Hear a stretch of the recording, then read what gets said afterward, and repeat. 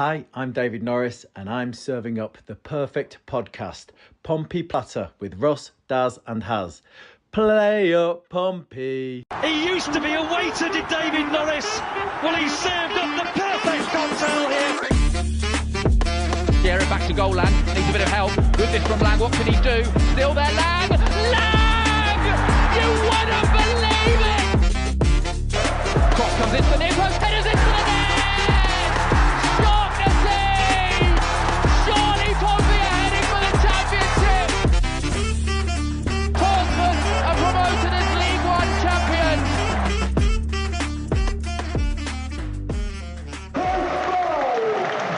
Yengi off, Colby Bishop on. You can tell what it means for these supporters to see him back. And Portsmouth have a penalty kick. Sloppy defending. Hughes isn't really complaining. Penalty Portsmouth. Lang's got the ball, but Colby Bishop is surely going to take it. And he will. He's not perfect from the spot, but he scored a few important ones. It was a huge shock to everyone that Colby Bishop was in this lineup. A goal would realistically seal the win for Portsmouth. Colby Bishop steps up and scores! Bishop is back and Pompey are heading for victory. Portsmouth 3, Preston 1. Good evening, Pompey fans. Welcome to episode 11 of Pompey Patter. Bish is back. Pompey off the bottom. Pompey won. Scum lost again. What a weekend. How we doing, boys? Yeah, very good. Emotions are coming back again after hearing that little intro. Very emotional day on Saturday, I think. But yeah, all good.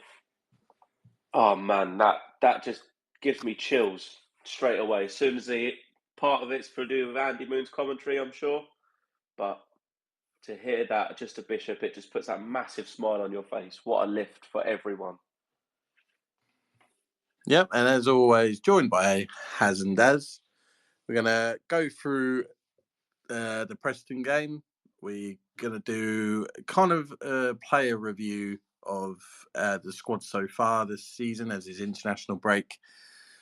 We then got Haz versus Daz, currently 2-1 to Daz. And then we got Harry's Who Am I? And any other business, which I think I've got a funny feeling there's going to be multiple things that are going to get brought up because quite a lot's happened in the last week away from Pompey. But I'm going to start with you, Daz. First half, what was your feelings at the half time? Obviously, 2 goals, good performance. What's your take on it? I mean, half time that first half couldn't have gone any better, I don't think. Absolutely dominating. I mean, our episode last time was about obviously not having that cutting edge, and I think we had that. I think we could have gone in more than 2 up. I think we had that opportunity when Dazelle carried the ball on the to the edge of the 8-yard box, and I think he should have shot himself really. And I think we could have gone in. I don't know whether he had another chance that bounced past the post as well. But I mean, as first half goes, you can't have wished for like much more. An unbelievable strike from Murphy from the edge of the box. It hit it like a peach, and it just skimmed across the floor. It looked absolutely perfect. And then even though like the second goal was a little bit more scrappy, I kind of like it in a way, because it's all well and good, like like Shopkin's headers all last season, especially the one against Barnsley, where it looks really nice on the eye. You've got to make sure that you're finishing the ones that are a bit scrappier in the 80-yard box and 6-yard box, because obviously not every goal's a pretty goal. And yeah, so I kind of like the second goal as well. I do like a scrappy goal because it means like you're getting if you're not getting the first, you're getting the second ball and the third ball and the fourth ball and keeping it alive. And yeah, and I'm happy. Like half time, absolutely buzzing. I think it could have been more. There was only one team in it, and yeah, I thought Richie for me Richie and Devlin down that right hand side were absolutely superb. Absolutely superb. I was sat in the posh seats down by the away dugout, and I was there with my other half who wants to shout out because obviously it was her first game at Fratton this season and our first game that we won at Fratton. To see Richie and his chasing down and stuff like that, it was quite funny because being so close to the pitch where I'm not usually, I'm up the back of the Fratton end, to see Richie's face and his determination, and I think that bred through the whole of the starting 11. Obviously, the only kind of downside was Yengi again. And again, being close to the pitch, you kind of see his face. And I don't know if he's lacking confidence or not. I don't think it's a case where he just can't be asked. After his comment Yeah. yesterday, I don't think he's lacking confidence. No, but also, I think that could be a bit of a guard, a bit of a shield up, like because that's not necessarily like because he's not he obviously gave it the big one in the news, which I actually quite like because you want these players to still remain positive and still keep their sort of personalities because otherwise if their performance on the pitch as well as their attitude and their like all that positivity and that sort of it goes down, then you're going to lose the player completely. At least he's remaining positive, which is good, but he's going to have to back it up now. He doesn't seem to want to do the hard yards, which when you're not playing particularly well, they're the things and the variables that you can control.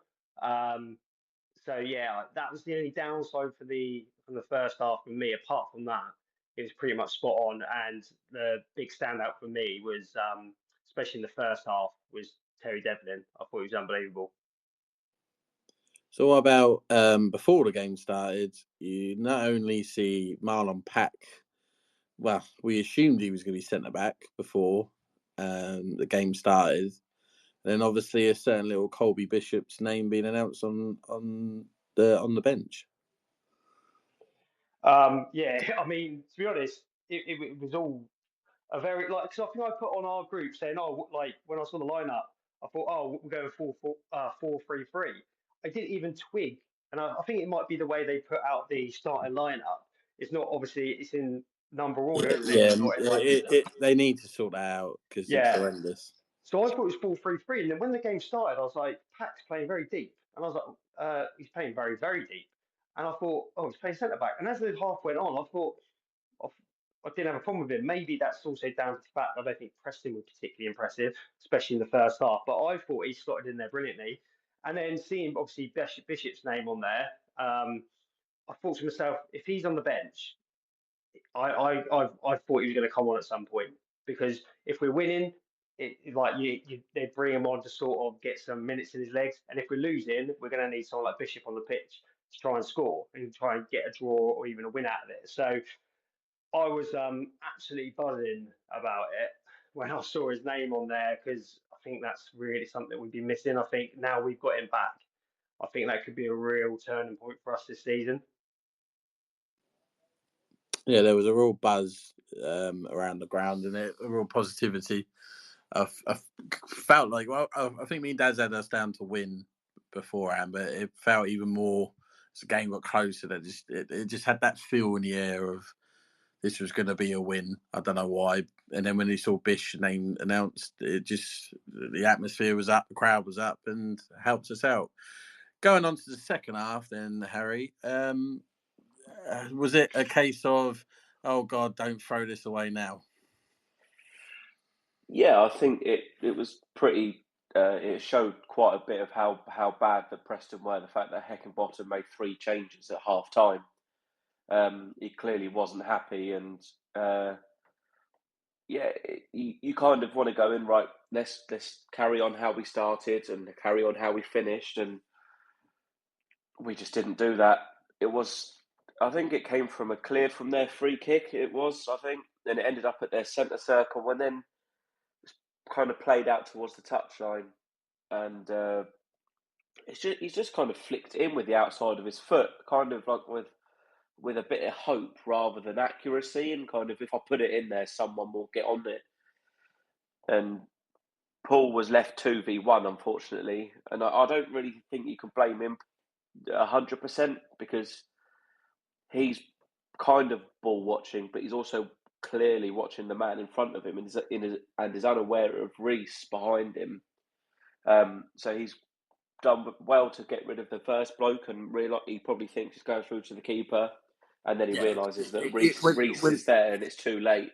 Yeah, when he realises there's a player behind him, you can see he kicks himself. He definitely didn't know he was there. Yeah, but then when you watch from the angle that's in the Fratton end above, you watch Yengi is just stood still, which is clearly his man from the free kick, or from when the ball's put in, and Devlin as well. One of them should probably be able to pick him up. But where that mate he flicked it, I was kind of right behind him, so I had a perfect angle for like when the ball went into the box, and obviously Yengi needs to be doing his job 100% and sort of staying with his man, because that is always a horrible situation when there's a corner or a free kick, stuff like that. The ball comes out and then goes back in. If people aren't still picking up their men when they go back in, you're in trouble. And Paul has to deal with it. For me, it kind of reminds me of the Plymouth game the other day, where I don't think Paul really deals with it, or he doesn't read it properly.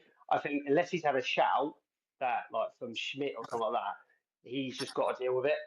But I honestly think he either thought someone was with him, or there was no chance of getting it. Paul deserved a bit of criticism for the Plymouth goal and things like that, but for me, that was just he's watching his man, isn't he? Right? He's got his man, so that's yeah. He dealt with his man, and the others didn't. And no, all right, maybe years ago a defender just would have headed it away, kicked it away, booted it away, but we don't play that football anymore. Everything's about less risk, isn't it? It's about instead of kicking out for a corner, that should just go straight for it, because he avoids the ball. The only reason why he avoids the ball is because he thinks it's going to Schmidt or out for a goal kick.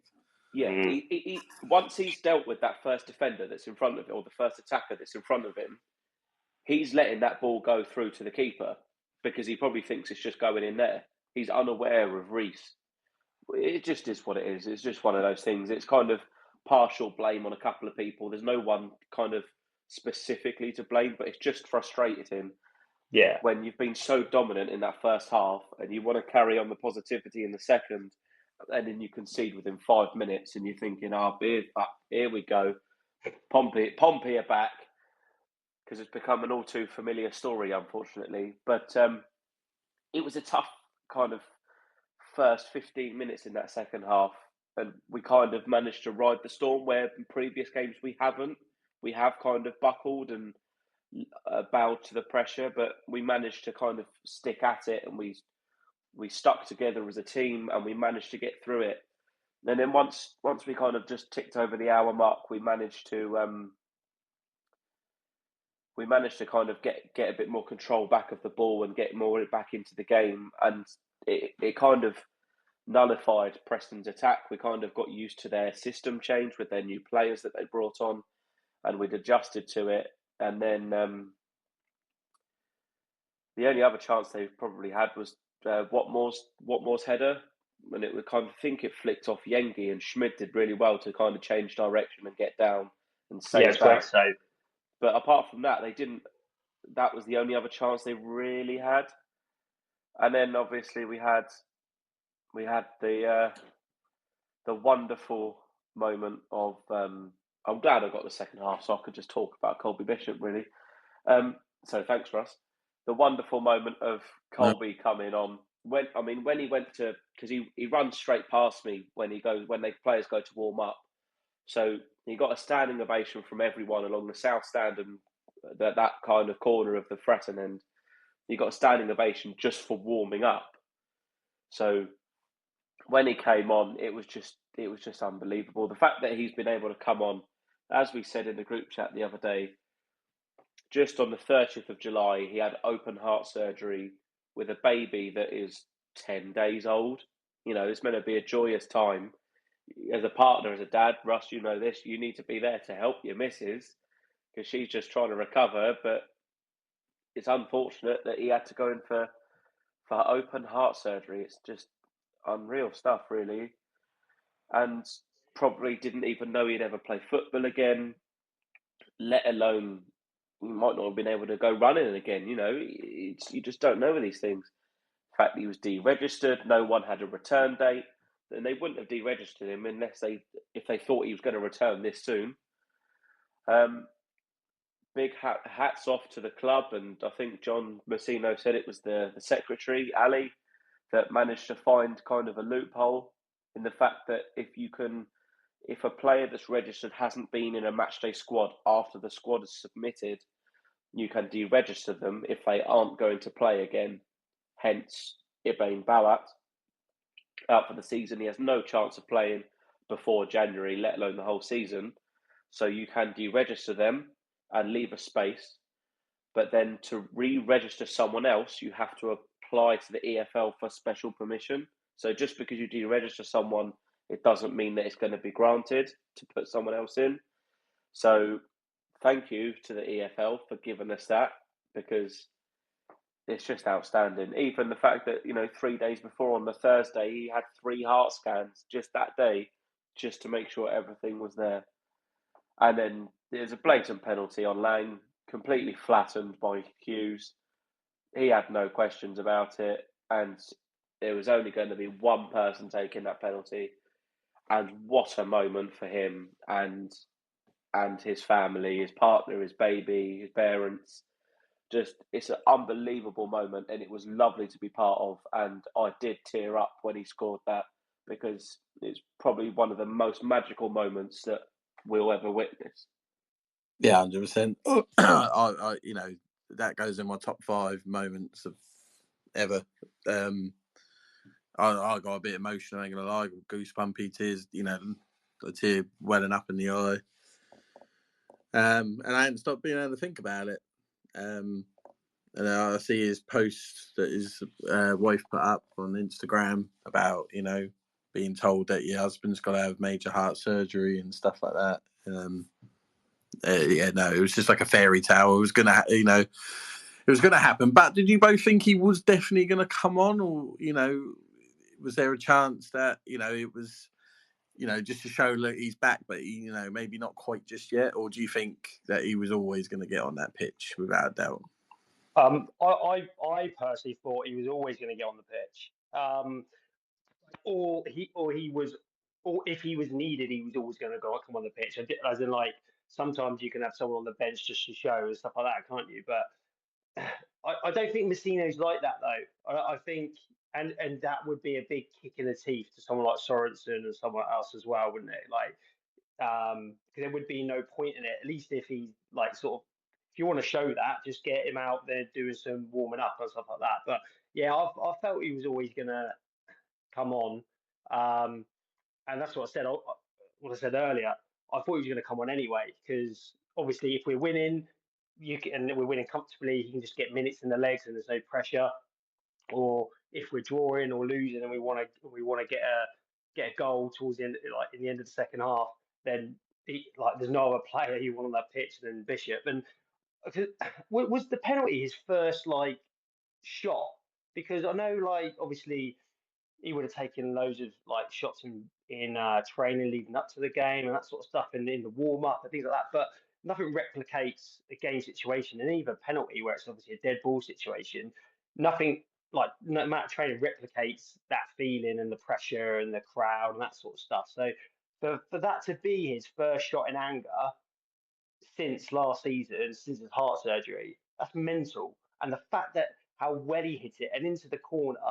And I know on the commentary, Guy Whitney was saying that obviously when he scores, he goes to the keeper's right into that corner. I think if Woodman had even gone that way, I don't think he would have saved it. The way he's hit it, he's gone into the side netting, and Woodman would have had to pull out an unbelievable save to save that penalty. It was like he'd never been away. 100%. It was just the cool calmness of Colby Bishop that we've been so used to seeing with that penalty that he takes. If it was at the Milton end, wouldn't have scored that, because he doesn't like doing that. But as we learnt last year, but it was just it was always going in. As soon as he came on, you kind of thought there's going to be a chance for him. And as soon as that penalty's given, fair play to Lang as well. You know, he's been our penalty taker this season so far, and he's had an impeccable record. So he could have quite easily gone, you know, I'm having this, but he did the right thing. He gave it to Bishop, and Freddie Woodman was never saving that. Whether he went that way or not, as you said, Daz, it was just meant to be. It's fairy tale stuff, and it just kind of summed up just a great day. As you said, Russ, earlier, the Scum lost. We won. We moved bottom off the league. Got our first home win in the championship in 12 years.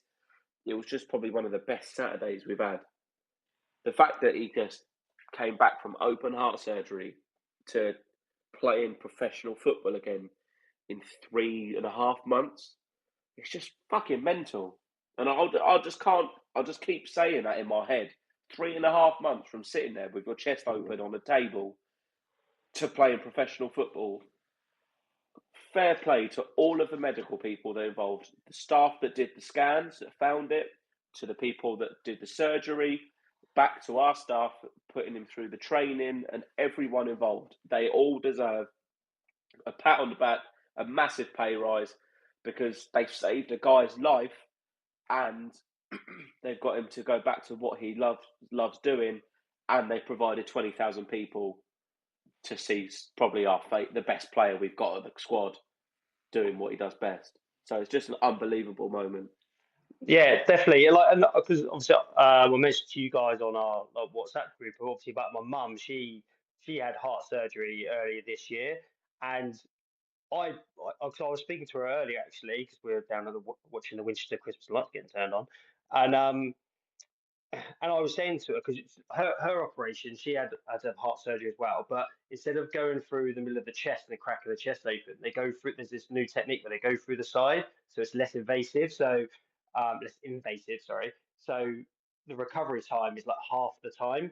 So I said to my mum, do you think that's what Bishop had? Because like him get back that quickly, and we both felt that he didn't have the surgery which goes straight through the chest. It goes through the side because and it is when you hear like when we heard about my mum needed heart surgery, it's scary because you think heart surgery is like shit, something must be really badly wrong, and it can be badly wrong if you leave it for too long. So the fact that they've got Bishop nice and early at this age with his recovery time and stuff like that, because my mum obviously is not the youngest of ladies, so for her recovery time and stuff like that, it always takes a little bit longer. So I was always confident that he was going to play at some point this season.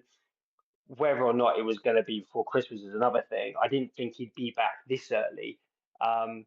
But it is like it's mental how they can do things now in hospital and the recovery time and stuff like that. And it was only because my mum had a couple of infections that she wasn't like back to normal earlier. But now she's like she's not doing marathons or anything, but she's up. She's doing a lot more stuff now. She feels like a new person.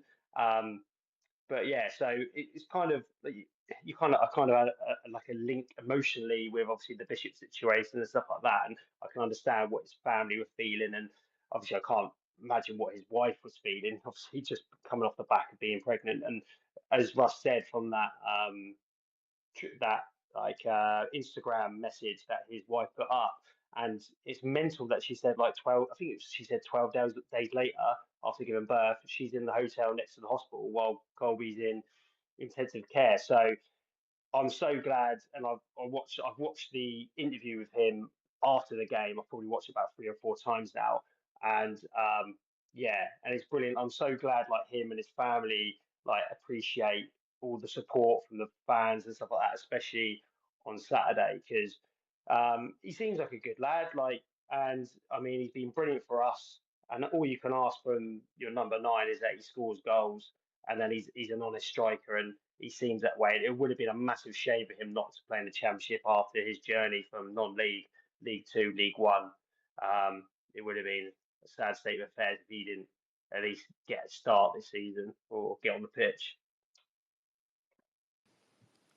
Yeah, great all round. Preston's side of things, quickly before we move on. I thought they were probably the worst team I've seen in a long time. Which They is were the strange worst team because they so had, far this year. I yeah, think. Definitely at home.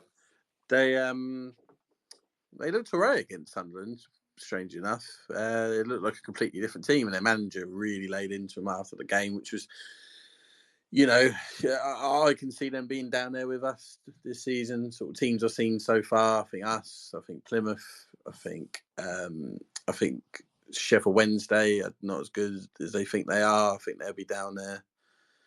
QPR. I think Hull. So I think there's definitely teams. Things are starting to look a bit more positive and start to think, well, actually, if there's, I can now start to think of 3 teams that could be below us. It's good for the rest of the season. Anything else you want to say on the Preston game before we move on? Yeah, the only thing I wanted to say was, kind of 4 players kind of stood out to me. Obviously, Daz kind of touched on Richie and Devlin. Well, I mean, Richie's just his experience. Obviously, we know he didn't have a pre-season in the end, and he's kind of come back. He's kind of caught up, and he's fully fit. And he's just his experience is showing. He's showing class on the pitch. And then just behind him, Terry Devlin. My God, what a player! Our very own James Milner. He can play anywhere. He's a utility man. And to be a utility man in the Championship at 21 or 22, he looks totally at home. I know they probably wanted to loan him out in the summer, but thank God we didn't, because we would be screwed without him right now. He is quality player. He is so good. And he just looks at home, and I can't believe how good he is in the air as well, to be honest.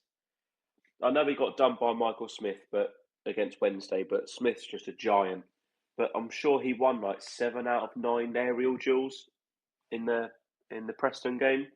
Yeah, he just has was this winning massive everything. leap on him. He's just quality. He And the other 2 takes things well. Like he's just like, considering he's not very big. I've never seen a player just able to get a ball off a player like they're nothing at that sort of age and height. He just takes it, doesn't he? He like, just says, "I'm having that." Just like takes it off and beats them to it. He's fast. He's strong. He's athletic. He's good in the air. The only thing he needs to work on a little bit is his on ball decision making when he's in the middle. But as a right back, he doesn't need to worry about that. And it kind of gives him the freedom just to play how he likes to play. Yeah, and his build reminds me of Rooney at that age. He looks like a proper pit bull. He's like, and as I said, where I was on Saturday, you really appreciate being up close, how much of a unit he is for his size. Yeah, I think him playing at right back rather than centre mid, it kind of takes a lot of decision making out, and he can concentrate on a certain way of playing rather than having to have his head on a 360 spin and trying to see everything that's going on. At least if it was his first season in the Championship, it was his first season in League One last season. So if you can take as much decision making away and he can just concentrate on playing one certain way, I think right back's his position for me now. I don't think he plays anywhere else, and I think he starts right back for us because the way we want to play now, being hard to beat and being solid, I think he starts every week now for me at right back. So when Williams and Swanson return, you still stick with Devlin? Yeah, 100%. 100%. I don't see. So I think it's just so solid. I think Swanson's the only one out of the 2 that could go, hang on a minute, I could play there, but there's no way Williams should be getting ahead of him anymore. So I think Jordan Williams is our 3rd choice right back. 100%. Yeah.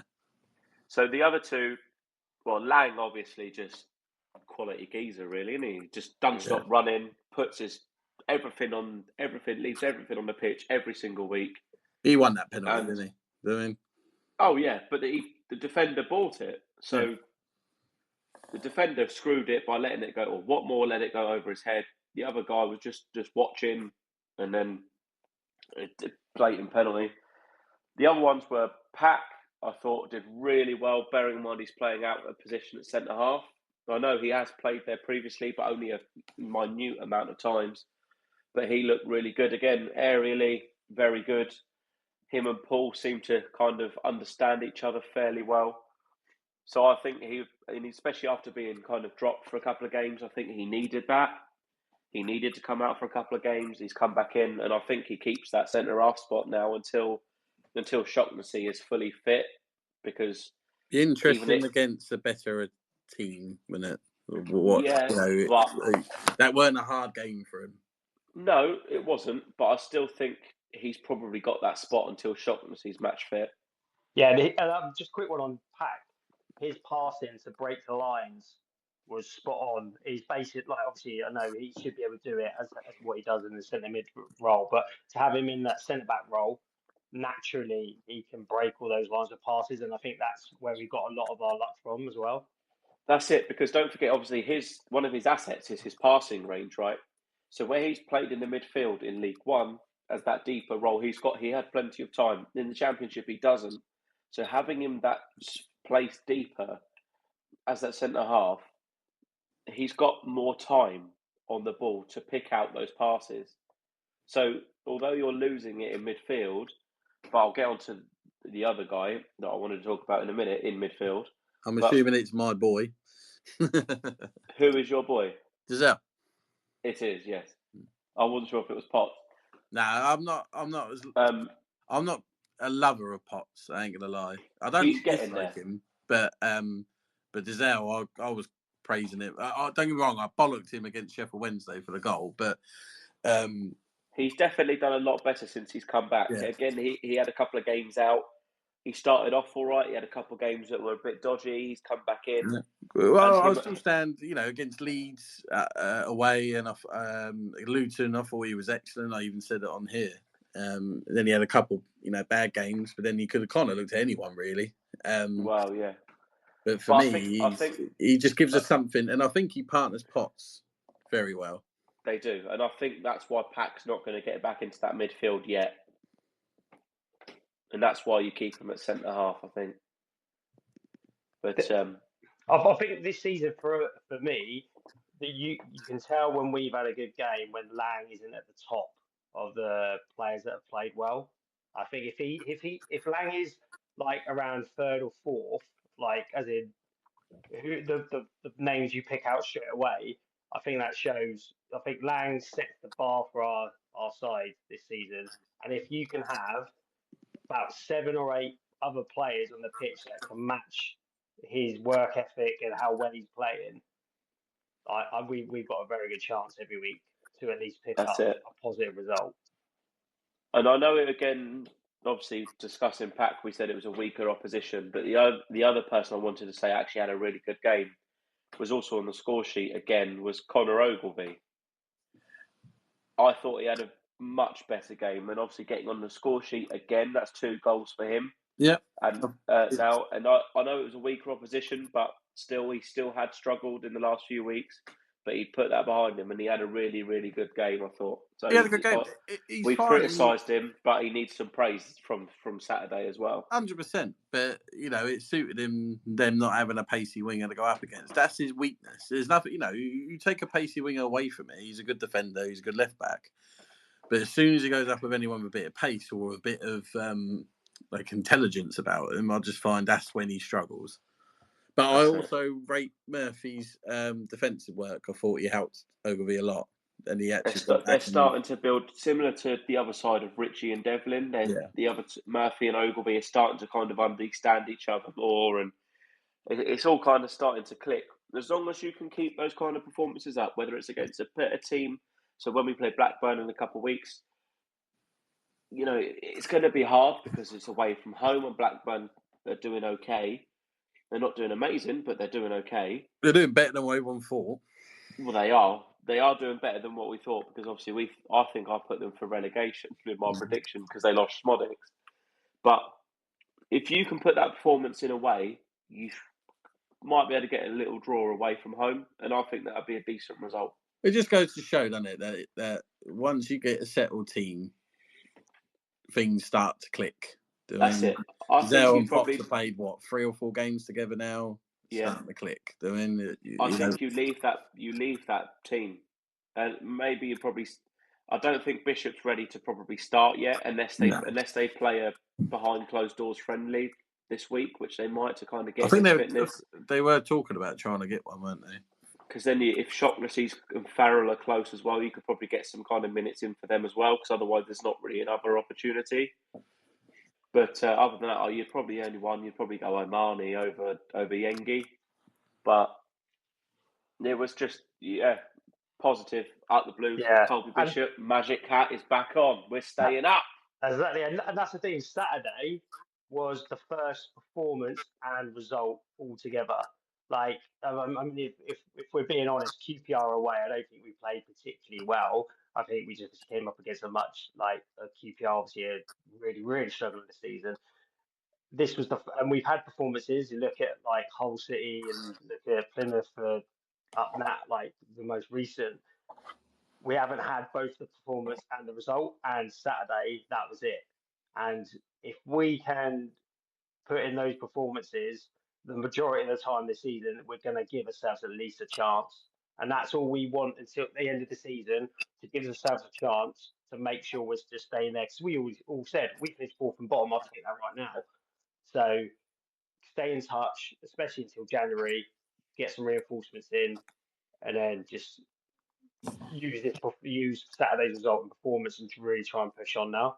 Well, it was that win was actually really important, wasn't it? Because now we're not cut adrift. We're literally... We could have been 9 points off safety on Saturday if we lost that. So, but now we're 3. So it was massive, that win. That was a must-win game. Yeah. And I know we said it before, but that was really it. 100%. And the thing is, if now, even though we should have beaten Plymouth because of the way we played stuff, I know you say should have beaten Hull. Yeah, but the thing is, even if we had got that, just say it was 0-0 against Plymouth, and then we'd won on Saturday, that draw against Plymouth, even though we probably would have felt like 2 points dropped, would have looked like a good point now, because it'd be like, that's five out of the last 3 games. That's brilliant. 4 is still good, but if we'd have got 5, just like that draw would have looked a lot better if we'd even got it. Which is a shame because we deserved at least a point at that game. But also, if you look at it the other way, you get what you deserve, and we switched off against Plymouth, and we got what we deserved in the end, I suppose. Right, should we move on to the next segment, which is a kind of player review so far. So I'm going to give you boys, and I'll chip in myself. So I'm going to go through the squad one by one, and just give a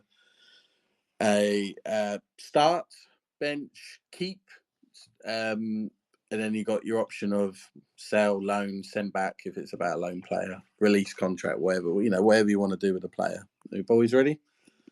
Let's go. Right, so the first one is Will Norris. Loan. For me,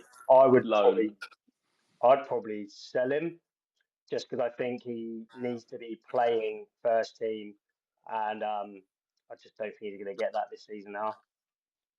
Right now, he's going to be third choice. Yeah, and he's not going to have that, is he? So. No, and I think he should go. I think he should go and play. I like him, and you've got to give him respect for what he did for us last season. But Schmid just keeps impressing me every single week. Some of the saves he pulls off are perfect, unbelievable. So you said loan, Harry, yeah? Yeah, because how long's he got on his contract? 2026. Okay, yeah. So you could loan him for half a year, and because his value will be higher in the summer. Then, because if he can get half a season in of decent football, then you can sell him in the summer if needed. Yeah, that's a good shout. I would probably go loan as well, to be honest. Schmidt? Start. Easy. Yeah, that's an easy one. And then I'm assuming Archer will all say bench. Yeah. Right. Before you move on to the other keepers, I was just say it is vital we get Toby Stewart back out on loan in January, because recalling him just to sit on a bench has screwed his development. Yeah. I know you've got to put the team first, but it's so frustrating. He will. I don't imagine it's all probably in place, ready to go once it all opens up again. Because he's starting to build up again, and he's looking like a real talent. And he probably could be Pompey number 1 one day, but you want to get him to get those those couple of seasons under his belt, keep moving up the leagues. 100%. I'm going to leave Bower out because we don't know. Sell him. Shotnessy. Start. Yeah, start. Yep. Yeah. If he's fit. McIntyre. Keep. He'd be a squad player. Yeah, bench. Yeah, I'd say keep as well. Riley Towler. Loan. I'd get him out on loan, to be honest. He needs to. Only if you can get another centre-half in, though. Yeah. So whether we buy another centre-half or can loan a Premier League centre-half or something, or a higher Championship, I don't know. Just because Towler, again, he needs it for his development, but if you need to replace him before he goes. Well, it depends how much Pack is going to play centre-back now, wouldn't it, I suppose? Yeah, but you can't go into, with 3 centre-halves? I would say, I would actually say sell. Brutal. Yeah, I just think this would be your best time to sell him when his price is at his highest. You reckon his door's open, is it? Yeah, I would sell. I think it makes sense to sell. He's 22 now. It's not like he's a youngster. Do you mean? It hasn't quite paid off. If this would be the time to sell him if you can. Look, we paid 30k for the kid. Do you know what I mean? It's not like we invested a lot of money. No. But if you can sell him for 100k, profit. Yeah, absolutely. Yeah. Regan Paul. Start. Do you have to even ask that? Yeah, I'll be asking every single one to start. Jacob Farrell. Start. Yeah. When fit. Start. Yeah. Yeah, we're just going to imagine all of these are fit when I say their name. Yeah. Connor Ogilvie. Bench would have to be. If Farrell's starting. Sell. Would you? Yeah, I was close. Yeah, I was close because it's hard because he's actually done all right. As I said, against Preston, he's done all right. I would say keep bench for now, and then if we can do better in the summer, get rid. Well, that's it, and it depends who's available, who we can get. That's the if we can get someone really good, then I'll happily let him go. Yeah, I mean, for me, there's not many. There's obviously quite a few, but there's also some players that I'd be like, if someone better was coming in, even though it's quite brutal, I wouldn't mind them moving on. Like, it's just the way it is that you have to be very, brutal especially in January and the summer. Because don't forget, it's going to be brutal in January anyway, right? Because our 25-man list is full. So to be able to bring reinforcements in, we have to bin off probably 3, 4 or 5 players from this current squad. So it's going to be brutal anyway. And that's why I said to sell Towler, because we're going to have to get rid. Yeah. And I think a centre-back is a sort of thing we need to be looking for. So instead of loaning him out, best just to get rid. No, that's true. Jordan Williams. But keep pretty good bench because he's quite what do you call it? He can play different positions, can't he? Like right centre back and a back and 3 and things like that. Yeah, versatile. That's it. I think he can play wing back as well, can he? So it's always good to have someone like that. Yeah, I agree. Yeah, I would say keep around. Yeah, Swanson. Same again for me, to be honest. Just because if Devlin isn't starting at right back, then Swanson starts right back for me. But Devlin has got my spot at the moment. So Terry Devlin start for us all 3, yeah? Yeah. So at the moment, we've only got rid of either loan or sell is Towler and Norris at the moment. Kamara. I haven't seen any of them. I mean, for the map, we have to keep that. He's here to 2028. We just spent a lot of money on him. He's only 20. Yeah, exactly. He's got to be given a chance. There's a few players that are going to have to be just sort of given a chance because they haven't been actually given a chance yet. Do you mean? So they have to be kept. Freddie Potts. Keep. What, sign? Start. Wow. I mean, if we could. Well, I can't see West Ham letting him go. No, they won't. So keep or start? Start. You start and you just keep him on loan till the end of the season and then say cheers. Yeah. Dizelle? Start. Yeah, start. Well, I'd like to know if about a month ago that would have been a big shout from us. Probably not start. I definitely no. would have said keep around, but Yeah, it's just mental how quickly it changes, isn't it? Yeah. I think when we originally come up with the idea, I think a few of these would have been different. Yeah, they would definitely. Moxon. Keep. This one would be interesting. I'll keep him. When's his contract till? 2027. Loan. Yeah. If we've just got to give him minutes. If we've got replacement, yeah. We've got too many midfielders. So you think we've got Pack, Moxon, Dizelle, Kamara, Potts, Devlin. What's that? 7.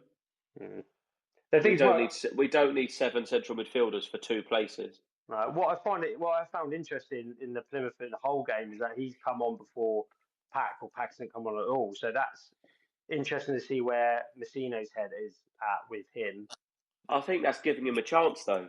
Yeah, because we've seen Pack. The only real thing we saw of Moxon before was the penalty he decided to give away at Middlesbrough. So he deserves another chance. But the thing is, obviously, that's like Messino's taking a bit of a risk there as well, because if he hasn't seen enough of Moxon yet, and obviously it's not like Messino's won plenty of games this season, so he can afford to take a few risks. He needs, especially in the week just gone, he needs to pick up points and he needs to pick up results. So the fact he's put Moxon on instead of Pack tells me, just makes me think that Messino sort of rates him up there. So I don't, unless we get someone else in the centre mid who's going to light the world on fire and definitely keep us up. I think Moxon might stay. But again, it's about being ruthless, isn't it? Yeah, 100%. Yeah, but that's the thing. If there's no better out there, or we can't get someone better in, is there any point in moving him on, or on loan anyway? That's the worst that could happen. We need to replace Moxon if we do get rid, because as Harry said, we got a lot of centre mids, but we might need the space in the squad. Yeah. I'm torn because I like Moxon. Yeah. Oh, I do as well. I do. I'm not, by saying I want him got or saying I want to loan him out doesn't mean I appreciate how much of a good a footballer he is. I just think he's more of a dispensable player than I know what I want to do. I'm going to say anyone else. I'm going to say keep because I've changed my mind on. I'm trying to figure out about 4 or 5 that we need to get rid of. So I'm going to say keep. Marlon Pack. Well, keep at least just on the bench. Would you say to the end of the year? Well, he's got a 2-year deal. I think he signed a 2-year deal in part that he's probably going to join the coaching staff potentially. So maybe next year we'll see less of him. Yeah, but it depends on how he is with his body, isn't it? And it'll be the same with Matt Ritchie. And it depends on what league we're in. Yeah. Well, yeah. It'd be interesting to see how he does, how much he's played at much he's going to be played at centre back now. And I would like to see him up against better opposition, mate. I think he'll start centre back against Blackburn unless Shocknessy is back, which I don't think he will be. I think he'll start there because we need to see Pack playing against a bit better opposition and be tested before we can really make a decision on him playing centre back or not. In my view. Next is Ritchie. Start. Start. Yeah. Start. Yeah. He's unbelievable. Silvera. Return to centre. If we can, yeah. If we can. Yeah, if we can, he goes back all day long, doesn't he? Yeah, because he's taken up a spot and a loan spot as well. So yeah. And the thing with Silvera, just as I think I've said this in the past, seems very like a fur coat, no knickers kind of thing, where it does all the little bits. It looks quite nice, but there's no. It's a bit like Owen Dale and stuff like that. Do you mean?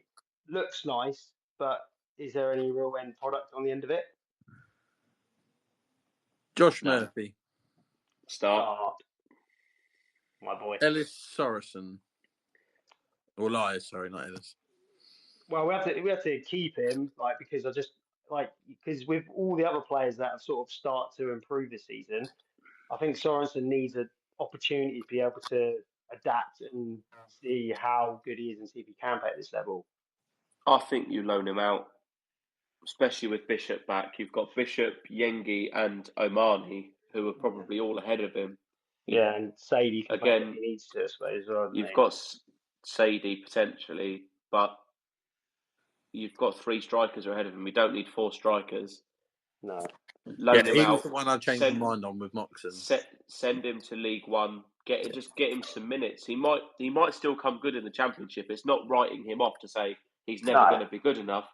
It's just about, again, for his development coming over to England from Denmark. He needs minutes, and if he's going to be 4th choice striker, he's not going to get that. Yeah. Give him half a season in League One and go again in the summer. See where you're at. No, Yeah, that's a good point. I agree. I had him down as keeping Moxon to loan out, and then I swapped him just because. Yeah, I agree with Harry. He needs the minutes.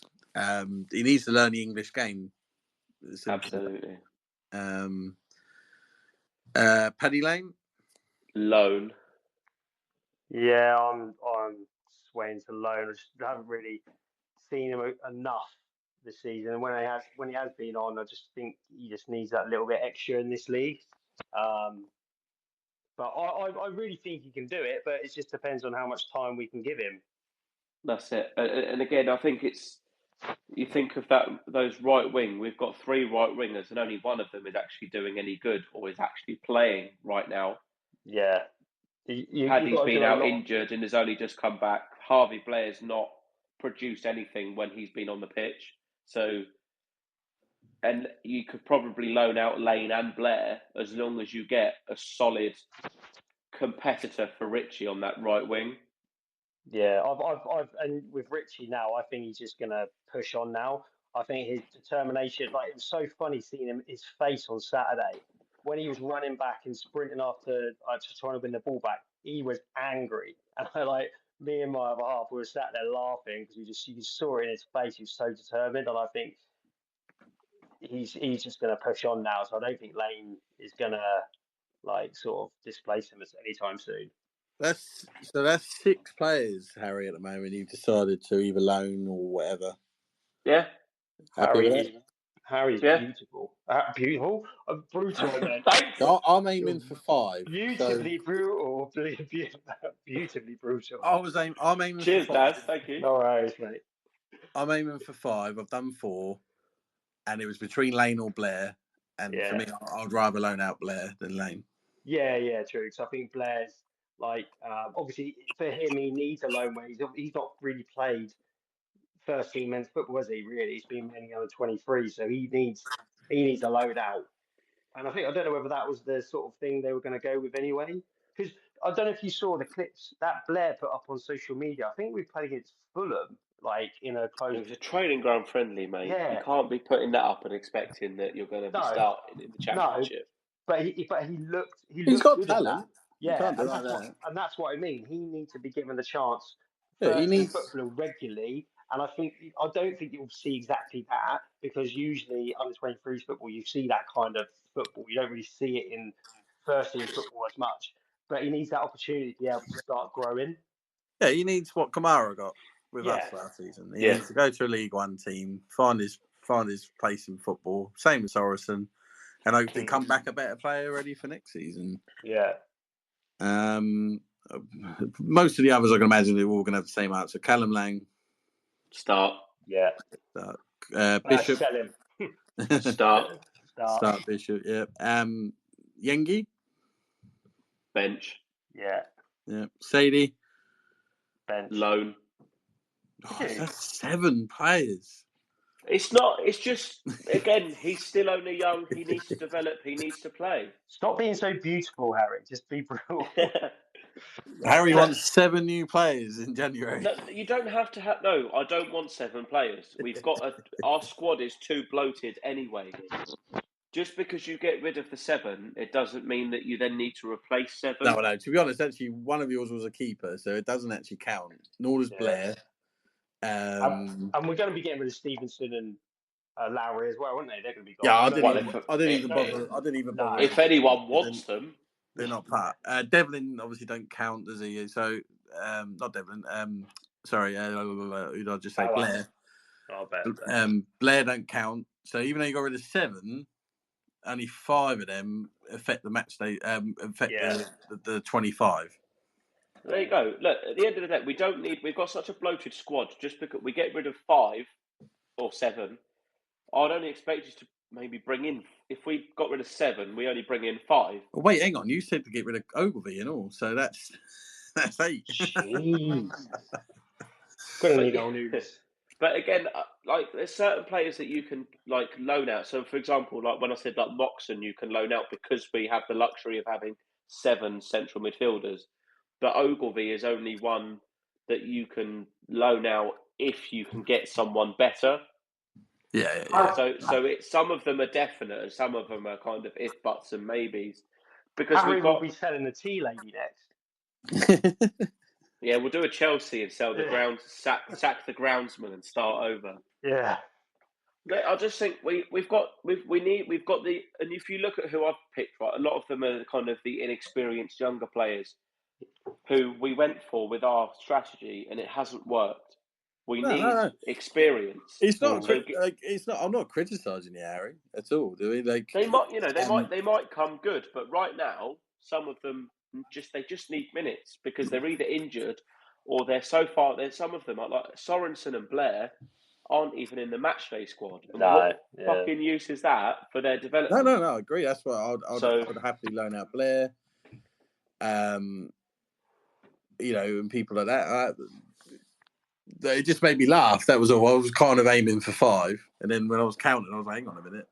It's like Harry's decided to chop all their heads off. Yeah, that's it. Cool, yeah. Instead of Emery the 8th, Harry the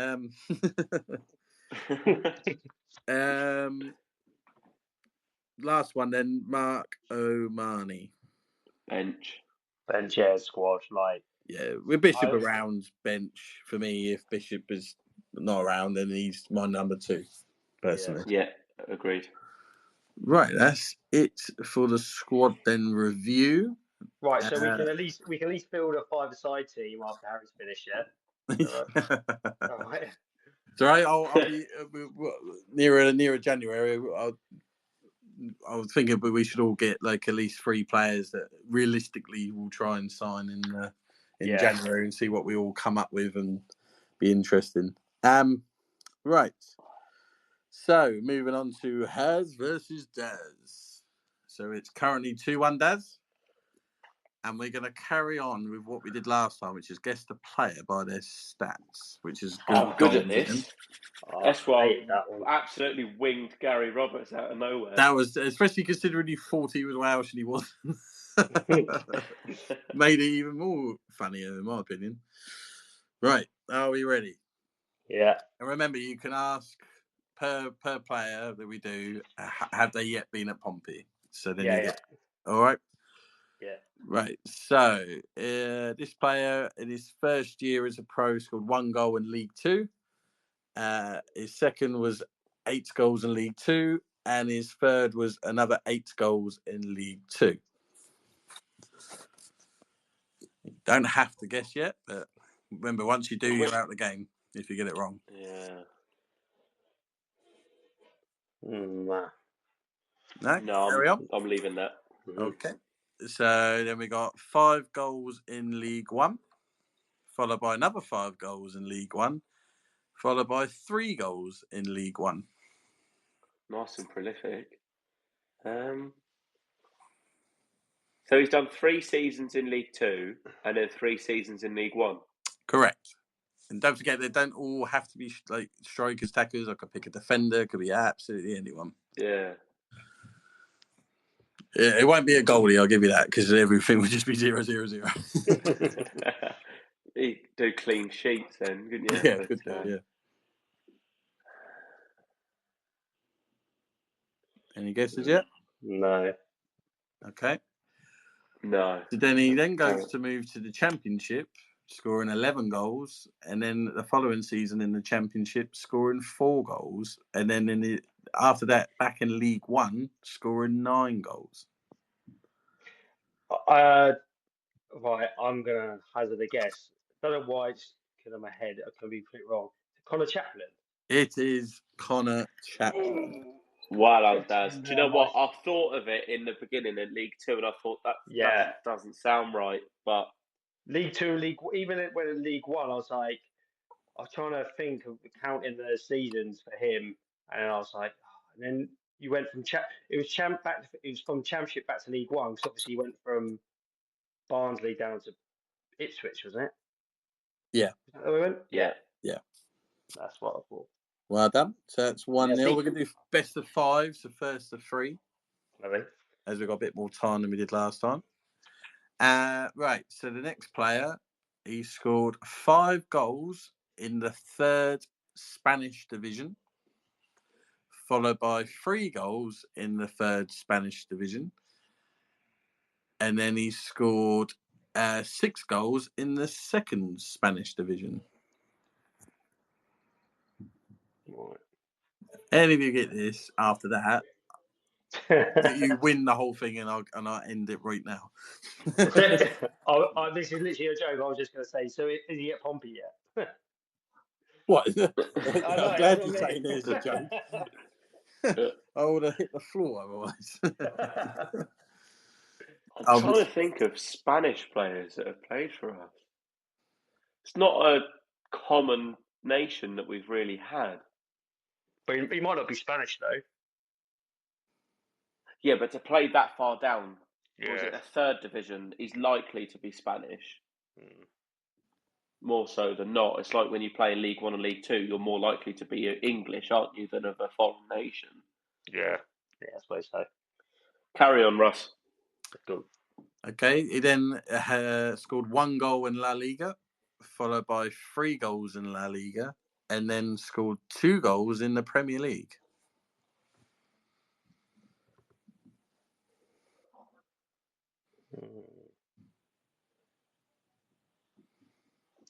No. No? Okay. He then scores another 2 goals in the Premier League, and then another 2 goals in the Premier League, and then he scored 0 goals in the Premier League. Is he at Pompey by this point? No. He's not. Right, okay. Cool. That actually might help. He then scores 1 goal in the Premier League, followed by 0 goals in the Premier League, followed by another 0 goals in the Premier League, and then another 0 goals in the Premier League. He's clearly not a striker or an attacking player. He's got to be some kind of defender. Or maybe a midfielder.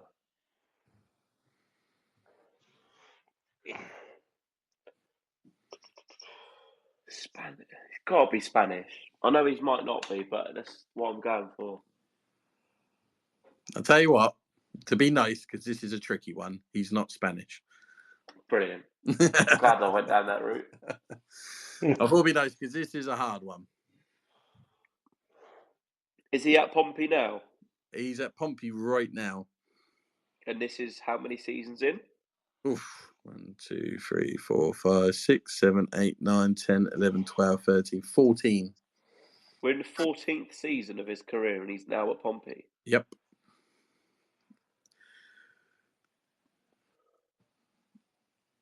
And we're scoring 0 goals whilst we're in the Premier League. Jesus Christ, man, this is hard. The only other clue I'll give you is he's a very, very, very well-known player. I'm going to say random. Yunus Kabul? Nope. He was very young when he came to us, wasn't he? Only like 21. Was he? I don't Sure know. he was. You're only a baby then, weren't you? I was. So has out the game, Daz. There is 2 seasons left before he retires, or you can have a pop. So 2 more seasons he retires, yeah? Yep. And then what league are they in? So you want me to go for the last 2, yeah? Yeah, go on. So he scored 0 goals in the Premier League. Yeah. And then 0 goals back in the 2nd Spanish division. So he's had a homecoming then, isn't he? I'm just thinking because of the amount of times in the Premier League, and then we got him when we potentially got him. You say he's had a homecoming. He didn't go back to any of the clubs he played for previously. Oh, did he not? No. I don't know. I'm just gonna guess. Tal Ben-Aim. No. Oh. I just thought So he no was one at gets any. Chelsea. So I'll give you a click. Because obviously someone's got to win it. Yeah. I'll start going by clubs, and then just say Hazel Daz when you think you got it. Okay. So Sevilla B, Levante, Mallorca, Arsenal, Pompey, Cordoba, or Cordoba. I don't know how you pronounce them. Fucking hell! Oh my god! There ain't many players that come from Arsenal with the Pompey. No.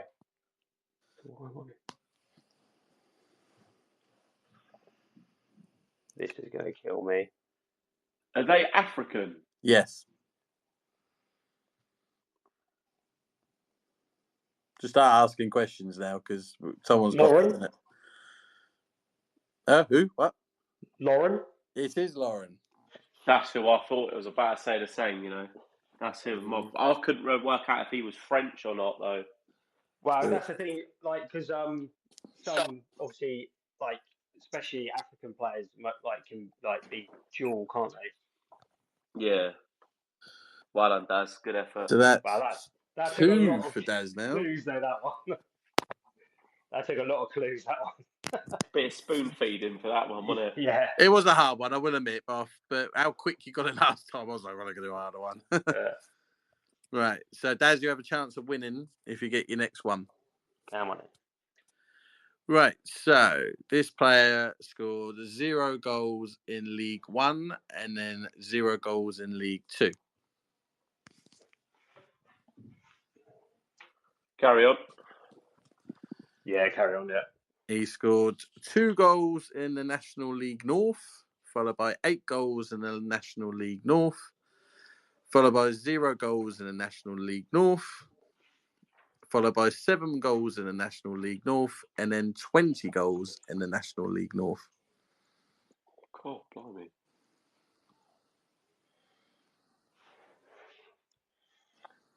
Has he been at Pompey yet? No.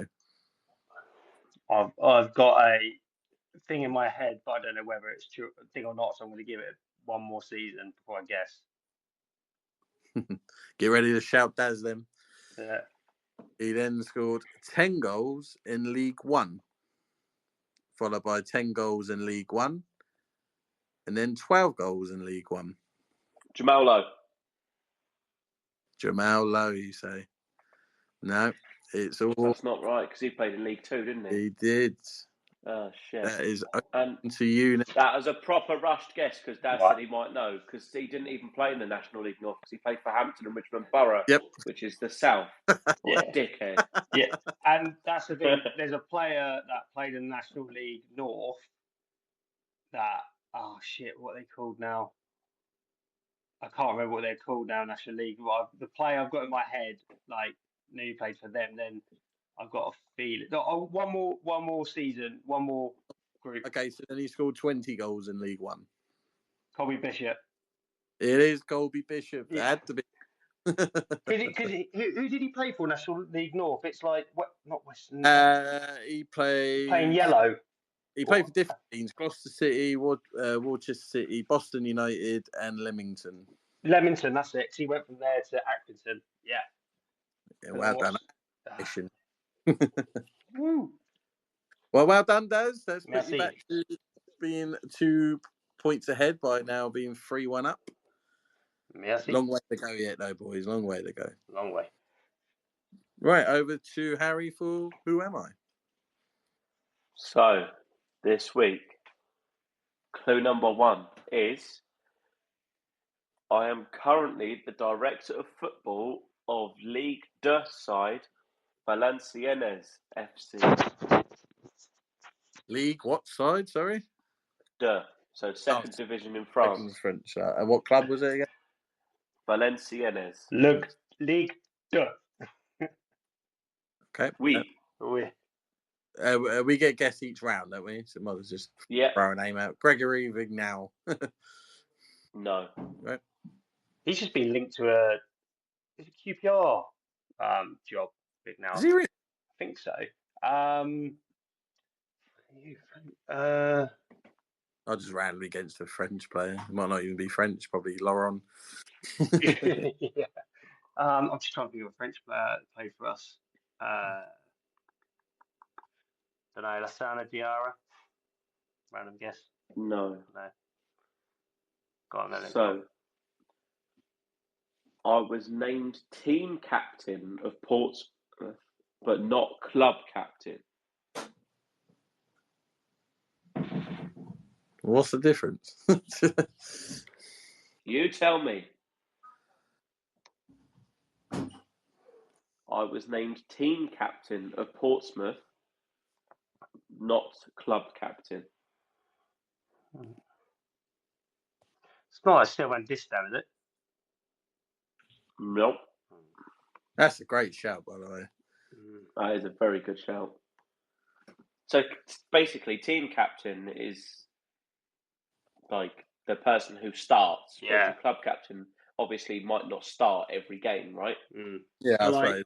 So that's like vice captain, isn't it? Yeah, well, this person was actually named team captain, which is proper woke, but you just have a club captain, don't you? But there we are. Yeah.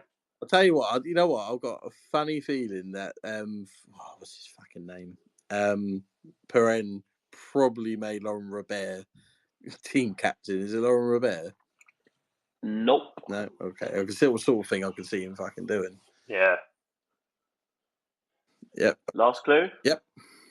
I signed for Pompey from Stevenage. Oh shit. No, it can't be him because he ain't. Well, they're saying that does it have to be French? It doesn't have to be French, does it? But we proved that with Laurent earlier. Who have we signed from I can't even think who we signed from Stevenage. Well, my first thought went to the one we had the other week, so it can't be him again. You can't have more than one player. I wouldn't do it again, no. We signed from Stevenage. I can't remember anyone who signed from Stevenage. Especially foreign as well. Well, again, if they are, doesn't mean they have to be, does it? No. I don't know. That's made it even harder. I thought that would make it easier knowing who we signed them from. Did we sign them from?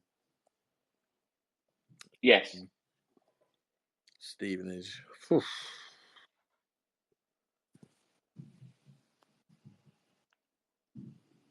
Can I just ask, is it within the last 15 years? Yes. Did it make that Pandavani a fucking... He's from Monaco, wasn't he? Was he? I can't remember. I think he got from Monaco. Club captain. No, I don't know. Club captain. I can't think. Club captain. Stevenage. Is he French? No. Oh God, it could be anyone.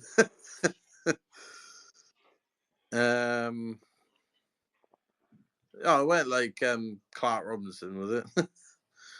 No. No, I honestly don't know this one. I've got no idea. Nah. This is going to be the first one that you guys haven't got. Yeah, can't get it. You ready? Yeah. It will surprise you, honestly, because I couldn't believe it. But it is Ben Chorley. What, he started in France? Jesus Christ. No, he's the director of football in France. Was he actually? Yeah, of Ligue 2 side Valenciennes. He is the director of football there. Fair play. That's a good one. I like that. Yeah. I'll rate that. It's unbelievable, that one. One sec. Who's creaking? My son. Oh. Lovely. 1 sec.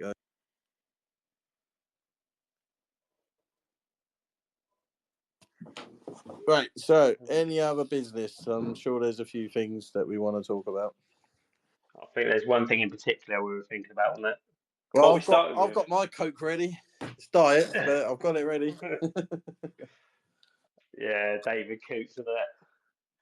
Yeah. Legend. So we've kept this under wraps with each other. So we decided we're going to normally we'd kind of discuss things in the group chat, but we decided that with this, we'd just save it because just to keep the surprise and the suspense of our opinions. Well, what's your... I tell you, I'm going to go first. I don't get the fuss. Personally. No, I don't get I think he doesn't like Klopp. Klopp doesn't like him. So what? Yep. If I came and shouted in your face and screamed and shouted in your face for every decision you made for 90 minutes every couple of weeks, you wouldn't like me. No. So what? Yeah, it's the only thing you can probably get on is the fact he called him a German. You know what? But again, is that not stating the fact? Yes, but it could be classed as xenophobic. No, I know. But again, it's just cancel culture nonsense. It is. Yeah, I tell you what. If you went up to every single referee privately and they knew it wasn't going to get out, and you asked them which managers they didn't like, they would tell you about 4 or 5 they probably despise. Yeah, of course. It's not like this big gotcha moment for me, to be honest. That comment because he didn't say he hated Liverpool. He just said Liverpool was shit on the day, on whatever when he did it, and that what he thought about Klopp. He wasn't saying there was nothing wrong with what he did. Nothing. No, and obviously not until the video last night. No, but that's the thing though. Like a guy does drugs, like. Your bank manager is probably on it. All bankers, that is a sackable offence, isn't it? I mean, but it's like, why are you letting someone record you? Like one conversation. If he's in that conversation he's had, if you're in that position, why are you even taking the risk of? And it looks like he's put that on a group chat because the second video is him saying, "Oh yeah, we don't want to ruin this lad." And then obviously this thing they did, I don't know where he was in a hotel room. And the only issue with that for me, is that apparently he did it while at Euro 2024, which, if that is the case, you've got to maintain some professionalism. Yeah. If he's done it on a Saturday random starting out, I don't care. I couldn't care less. But if he's done it around the Euros, then he's got to show some more professionalism and stuff like that. But allowing yourself to be recorded in these situations, it's just that's a bit amateur hour. And I just hope that the pylon is not too much for that stuff. Yeah, because I'll worry about. I'll worry about it. I do worry. This he's getting hounded for nothing, really, isn't it? Like we get all these squinny Liverpool fans going, look at this decision. Well, we had one against us with Shrewsbury with him a few seasons, back in League One, where clear handball. I'm sure it was Shrewsbury. Clear handball. Yeah. That moment lives in my mind, but I don't go. If he turned around and said Portsmouth was shit, I wouldn't be like, he did that because we think we're shit. I mean, it doesn't mean that he's like corrupt or anything, does it? He never said anything corrupt. He never did anything corrupt. He was just being honest. I think people confuse. I hate all this corruption when they talk about referees being corrupt. It's freaking ridiculous. It's like Arsenal fan TV chat. It's absolutely horrendous. But people confuse with a referee being corrupt and a referee not being very good or missing something. That's they're not being corrupt. It's just the fact that they weren't very good at that moment. And they make mistakes like anyone. If you look at Pompey and our players leading up until last week, a lot of them made mistakes. And look at Matt Ritchie at Burnley, Plymouth. It's just the referee's just not very good sometimes, and that's just the way it is. And people confuse that with corruption. The thing is with refereeing, I've had a couple of experiences refereeing my son's team, and it's so easy to get things wrong. I've missed some horrific things just by you just don't see it. Do you know what I mean? It's so hard. And the abuse they get. Don't get me wrong, I get wound up with referees like we all do. The only real thing I get wound up with is the consistency. But they don't deserve hate. I would never think of giving them abuse. Hurling abuse at them. After matches online or whatever, anything like that.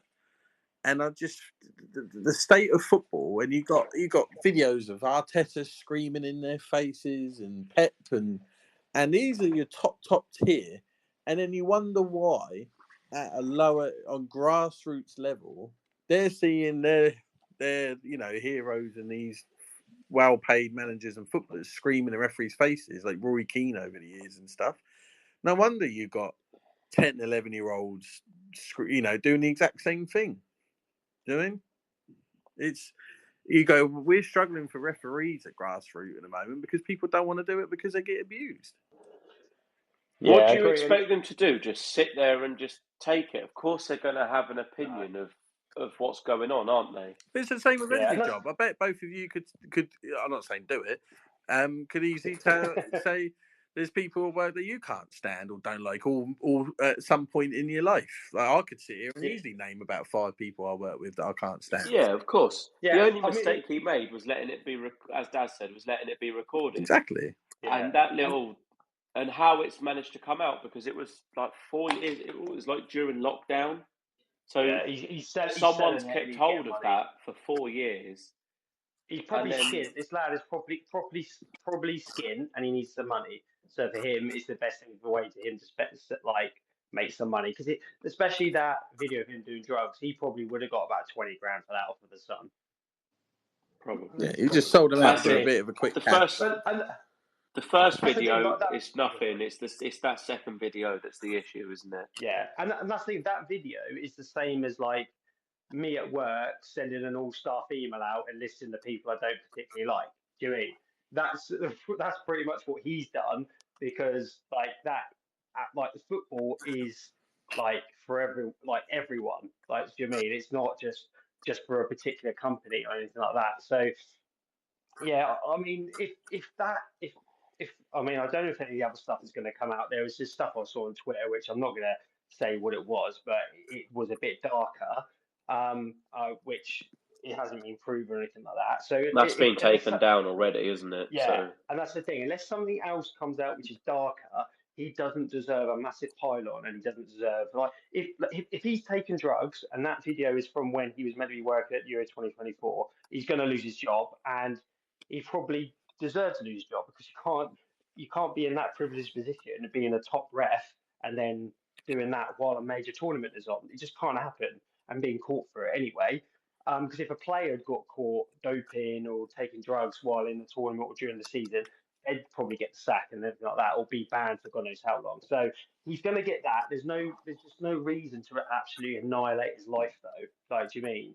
Because if we haven't learned from other past celebrities that have, I'm not saying a referee's a celebrity, but known person that has gone on to do not a very nice things for themselves, and we don't want that. Don't want that. Like, you don't need to absolutely ruin someone's life.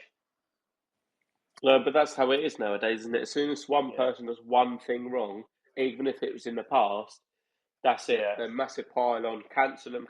No, he did. The words, again, nothing wrong. The drugs, obviously, is bad and it's wrong, but he probably needs some kind of help. Yeah. So rather than try and get him, he probably won't ref again now because of the drugs, and that's totally fine. He should have known better. He's worked hard to get up probably 13 years or 14, 15 years to get to be a Premier League and a UEFA referee, and he's thrown it away by doing drugs. That is his fault. However, he then will need help because he's going to be suffering bad mentally right now. So rather than pile on, just accept it. And he hasn't, exactly as Russ said, he hasn't done anything corrupt or anything. So what? Just leave him alone. Let him try and get some of his life back now. Never mind. Yeah, no, I agree. I agree with that. Right. Anything other business? Nah, not from me. I think I've got a couple of things, I think. Yeah, James McLean. Yeah. Oh, Well, like the thing is, for me, like the reason like remembrance is such a poignant time is that like we have the choice to not wear a poppy, and I literally have no problem whatsoever. If you don't wear a poppy, that's like the freedom you get for that is why people went to war back in World War One, World Two. So you had the freedom to make those decisions and like all that sort of stuff. I haven't got a problem because obviously I can understand from his background that sort of stuff, but what he did the other day, he knew what he was doing. He knew that would cause like some attention to it, and then he starts moaning about it.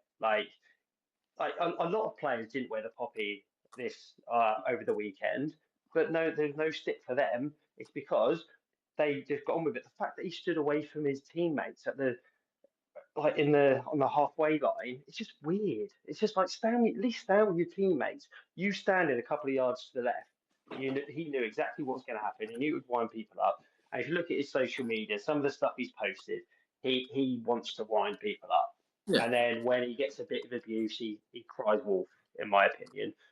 He's just an absolute moron. I can't stand the bloke. And one thing he said that really wound me up was if it was just for World War One and World War Two, he would wear one. And it's like, well, still wear one then. There are your fellow Irishmen that went to help defeat the Germans in World War One and Two that died. Just wear it for them. Yeah. Or at least but if it's you don't want because to wear it, it's just because it's respect not them. just for that, though, is it? No, And I know it's not just for I'm that. not trying to agree with him, but because it's for all of the wars and everything, and it's remembering people that are part of the stuff with the island and the IRA and everything.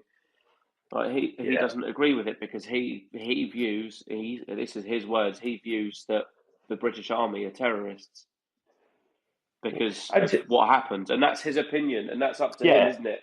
But it's as Dad said, it's the standing away and drawing attention. If he just stood there, if you don't agree with something, sometimes it's better just to keep quiet and you just stand there and you move on without drawing attention to yourself.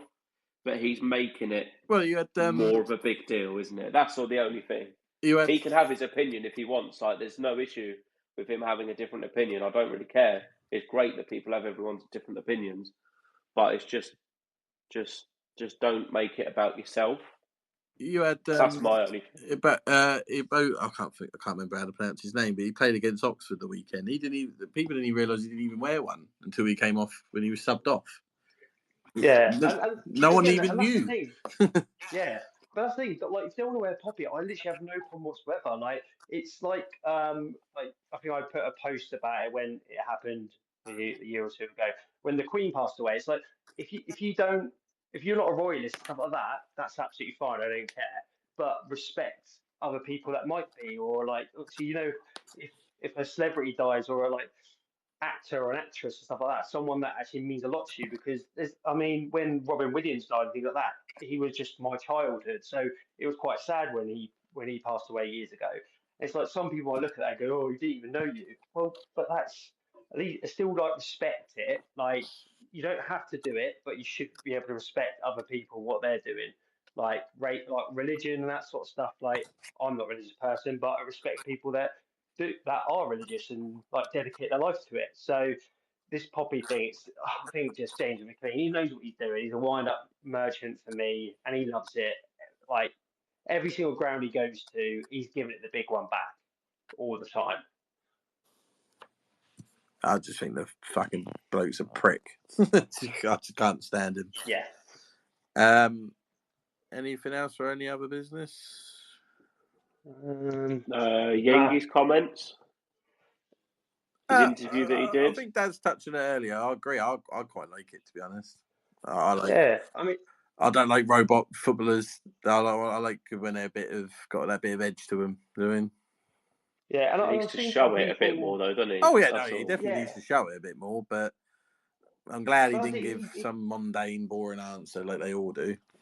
Yeah, but he did show it last season, didn't he? He did show it, so we know we've got a body of work to know that he can do it and be confident. I mean, look at when he played against Santos, against Bolton when Bishop was out last season. Like he really stepped up then. So we know he can do it. He's obviously maybe just he's struggling to get up to pace, and he's just like putting a bit of a shield up and giving it a big one, which fair play. But now he's said that, he's got to really start producing it, and he's got to start producing it pretty soon because now Colby's coming back. If he doesn't, Colby's going to keep him out of the team. He's not going to be playing at all. So he'll have to back it up now. Yeah, he does. He 100% needs to back it up. Right, so unless there's anything else in someone's mind, we can call it a night. Lovely. Yeah, I think that's it. Cool. Brilliant. Just one thing. Colby Bishop's magic. He wears a magic hat. That's it. Blue Army. Off we go. You got to finish it. I can't sing the whole thing. No. Okay. People will switch off. They will. Lovely. Right.